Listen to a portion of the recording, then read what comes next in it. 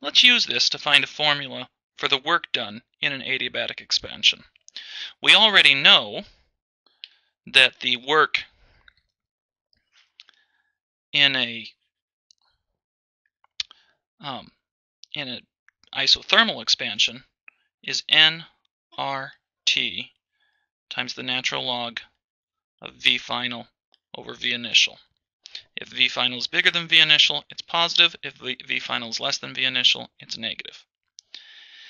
In an adiabatic expansion, I've got P V to the gamma equals a constant. Let's make that constant P1 V1 to the gamma. So now, pressure is just P1 V1 to the gamma over V to the gamma, and work equal to the integral from V1 to V2 of P dV is equal to P1 V1 to the gamma times the integral from V1 to V2 of dV over V to the gamma, or V to the gamma to the negative gamma dV.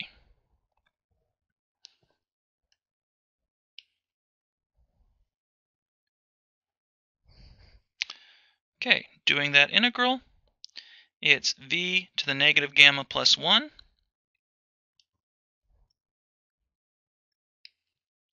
P1 V1 to the gamma V to the negative gamma plus 1 all over 1 minus gamma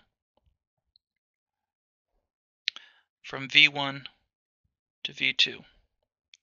So in other words, the work is P1 V1 to the gamma times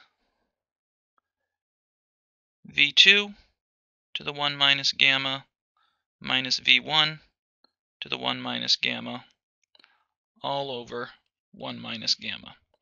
Incidentally, 1 minus gamma is negative, but it looks nicer this way. It's not a simple formula to work with, but it's one you can use if you're asked to find the work during an adiabatic expansion.